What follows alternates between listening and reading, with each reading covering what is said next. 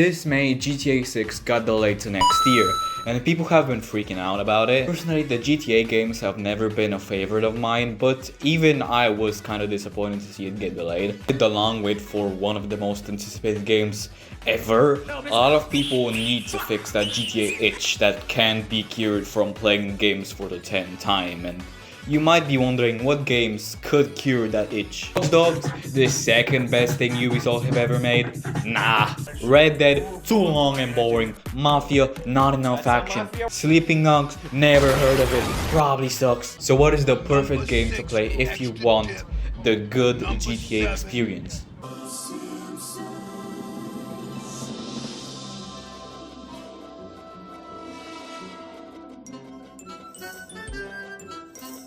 The Simpsons Hit and Run is an action-adventure game released in 2003 for the GameCube, PS2, Xbox and Windows, developed by Radical Entertainment and published by Vivendi Games. If I can describe the game in a few words, I would describe it as basically a child-friendly version of the Grand Theft Auto. After GTA 3 released, practically everybody wanted to capture that same open world hardcore energy, especially in the 2000s, which is completely understandable considering after that San Andreas 4 and 5 became some of the most acclaimed games ever made basically.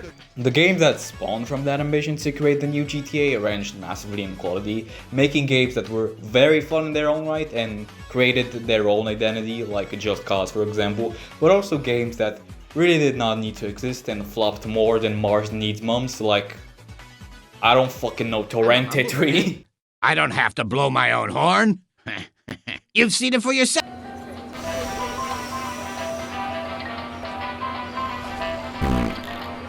You know, you got a great pair of tits. We could have some fun in the back. Don't let that ass go hungry.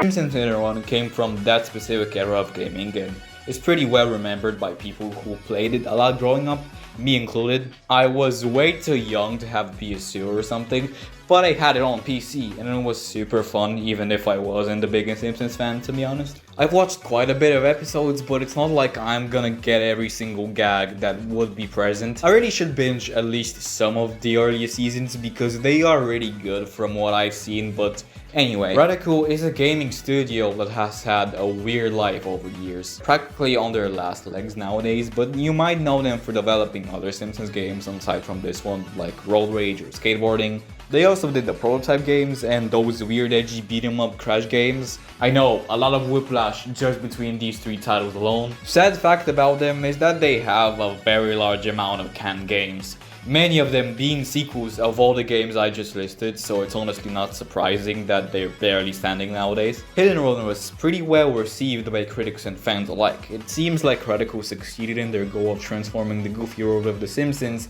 into a GTA-style world. I recently got reminded of the game after seeing that Doki Bird played through the whole thing. Also, by the way, Doki, if you're watching this, I love your motto and personality so much. I'll type something out when these talk again. You and Peter still together?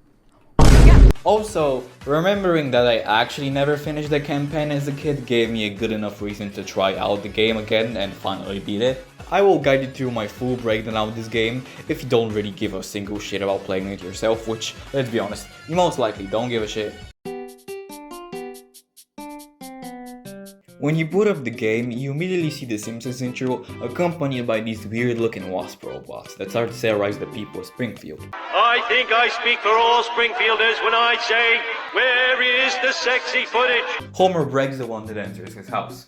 Immediately after that, you get the main menu, and when you start the game, the opening cutscene starts where that left off immediately. It's like one long cutscene at first, it's a really nice detail. Small compliment to the main menu itself as well, there's constantly familiar faces moving around and shit, and the 3D models throughout the whole game are amazing in my opinion, especially for the PS2. Kinda prefer the cel-shaded style of Road Rage, but these are still crisp as hell, rivaling things you would see in the actual show even.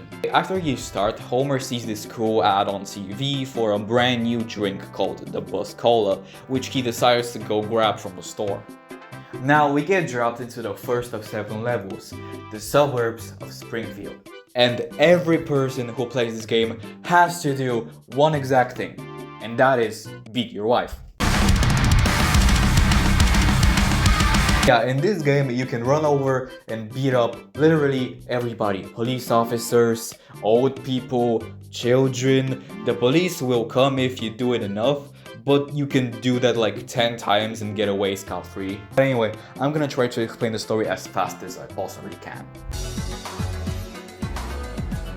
A lot of the opening consists of Homer doing a bunch of chores, going to the store, getting Lisa's school assignment, killing his boss, destroying his workplace, and multiple video game delivery trucks, you know, things we have all done at least once or twice. Anyway, Homer catches on that those wasp cameras aren't only his problem, but the whole town's problem, and they've been following people all over.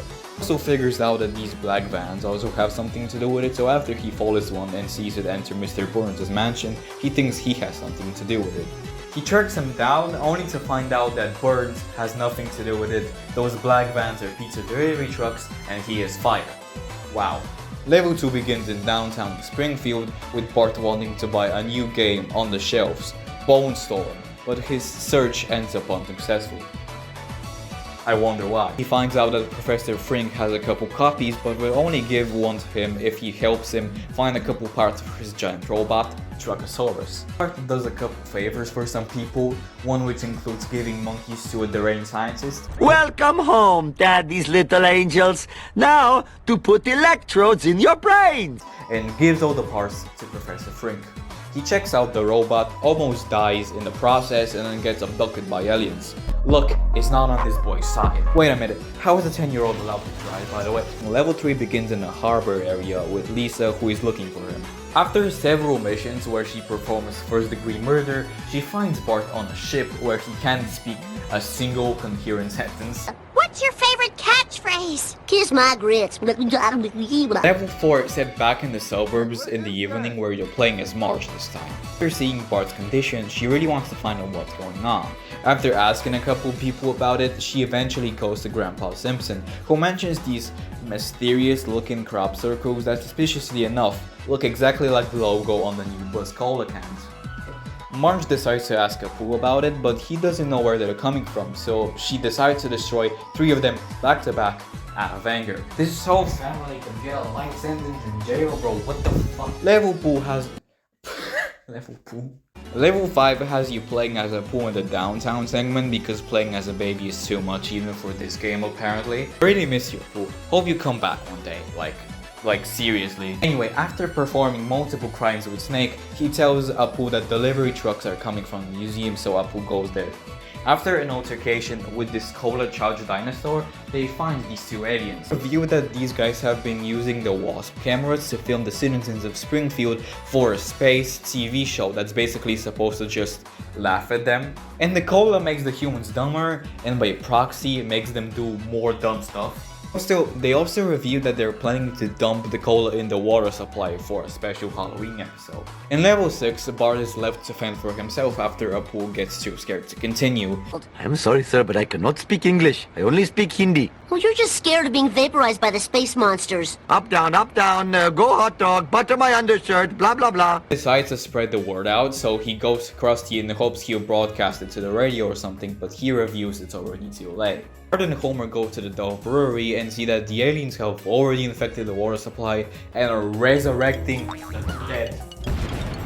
What? Finally, we start the 7th level and are in the suburbs for the 3rd and final time. This level is decorated with so much Halloween stuff and witches and zombies are running around everywhere. You can even ride the broomsticks.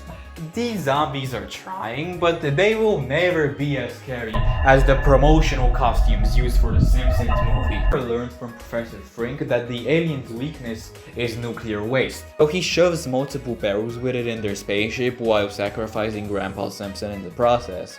Yes, I'm not surprised to be honest. Town is safe, Homer becomes a well-known hero, and the game is done. I know it seems like the game is super short from the synopsis I just gave you, but I skipped so many missions with a lot of different objectives. There are 49 different story missions in the game, and I think I talked about like 10. So yeah, let's talk about the missions now. 98% of the missions involve driving. collecting stuff, destroying cars, races. Basically, you'll be in a car for most of the game, aside from like 3 missions where you might need to jump around using very bad platforming mechanics. To be fair, GTA also has horrendous jumping, so... Anyway, I like the missions personally, they're super fun. You gotta watch out for your car, the time limit, and just generally what you're doing in the actual mission. They can actually be very challenging but still entertaining in many cases. But of course the missions range in quality, especially in the second half of the game where a lot of them can be very samey. Because at the end of the day, you can only do so much in a car no matter how many elements you add. The game has pretty good driving mechanics actually, so when you get used to it, it becomes smooth as butter. Something that bothers me is sometimes you're forced to buy cars and costumes for some unneeded occasions, really mainly used to lengthen the playtime. Like sometimes you're about to start a mission, but then the NPC says, I can only do this with this one car, you have to buy with coins, come back when you have it. Sometimes this is understandable, it forces to put variety in the game forces you to not use only one car, which is a good thing. In some cases, they actually are pretty useful, like the Plowking and Destruction mission, but sometimes you get stuff like the School Bus, which really isn't a plus in the missions you're forced to buy it for. Then there's the costumes needed for some missions, which add a completely new level of frustration, because why would you need a disguise if you're gonna spend most of your time in a vehicle? Another thing I have to mention is the time limit. Now most missions use a timer. Sometimes they add time for every objective you complete, but other times it's one continuous timer, and a lot of the time it's really not forgiving in the slightest.